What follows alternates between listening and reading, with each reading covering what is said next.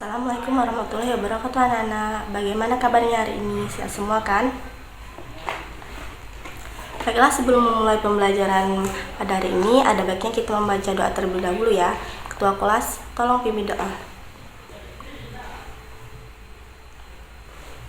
Baik, sebelum kita memulai materi pada hari ini, kita akan absen dulu ya.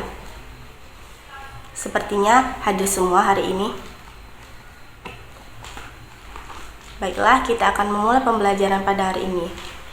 Apakah kalian sudah siap untuk belajar hari ini? Sepertinya sudah siap semua ya. Baik, hari ini kita akan mempelajari mengenai materi mekanisme indera pengecap dan gangguan-gangguan pada indera pengecap. Apakah kalian sudah mengetahui bagaimana mekanisme indera pengecap?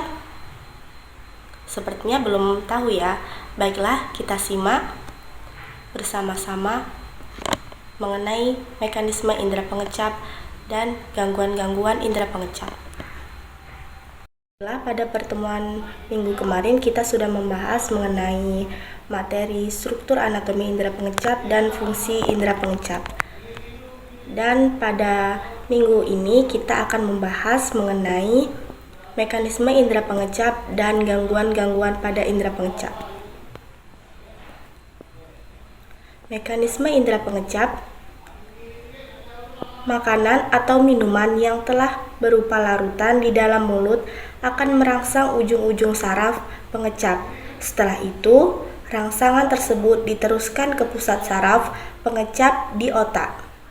Lalu, otak menanggapi rangsangan tersebut, sehingga manusia dapat merasakan rasa makanan atau minuman tersebut. Dari selanjutnya kita akan mempelajari gangguan-gangguan pada indera pengecap.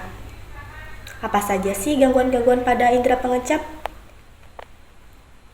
Ada 5 gangguan-gangguan pada indera pengecap. Yang pertama itu ada glositis, yang kedua ada leukoplakia, yang ketiga ada ageusia, yang keempat ada fissuret tongue, yang ke-5 ada geographic tongue, dan yang ke-6 ada candidiasis.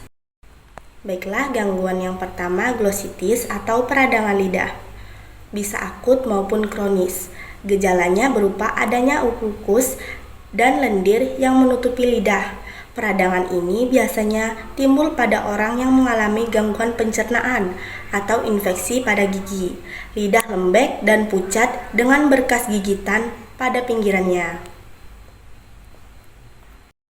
Selanjutnya, gangguan yang kedua yaitu leukoplakia, ditandai oleh adanya bercak-bercak putih yang tebal pada permukaan lidah, juga pada selaput lendir pipi dan gusi. Biasanya sangat terlihat pada perokok. Dan ada ageusia, yaitu kondisi tidak bisa merasakan sama sekali atau hilangnya daya pengecap secara total. Kondisi ini disebabkan oleh berbagai keadaan, misalnya mulut sangat kering, perokok berat, efek samping dari obat. Ada fissuret tongue. Pada fissuret tongue, garis yang dalam dapat berkembang pada garis normal pada lidah.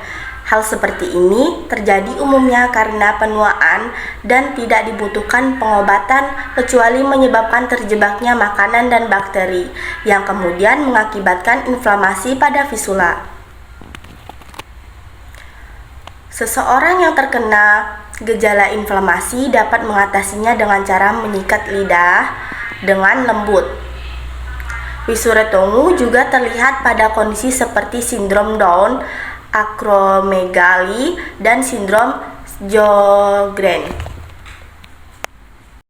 Kemudian ada geographic tongue. Lidah bagian dorsal mengalami atrofi pada papila dan lidah terlihat halus dan dikelilingi oleh batasan tegas. Daerah atrofi ini akan bermigrasi secara spontan dan memberikan lidah tampilan yang beragam seperti gambaran peta. Kondisi ini tidak berbahaya dan biasanya tidak membutuhkan pengobatan.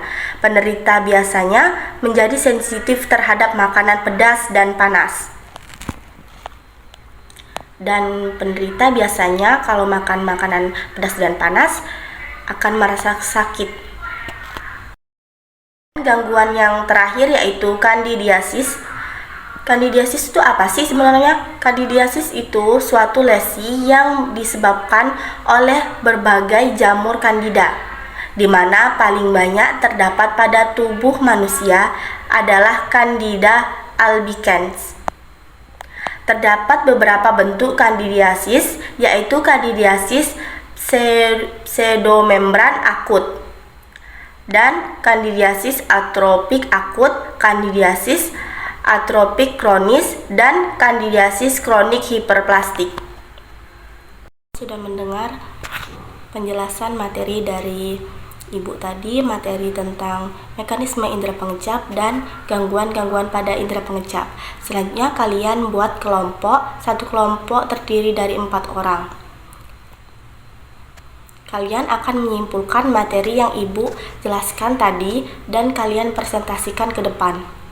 Baik, tak terasa kita sudah di penghujung pembelajaran hari ini. Baik, sebelum kita menutup pembelajaran pada hari ini, kita akan berdoa terlebih dahulu. Ketua kelas tolong pimpin doa. Baik, itu saja pembelajaran kita pada hari ini. Ibu akhiri, wassalamualaikum warahmatullahi wabarakatuh.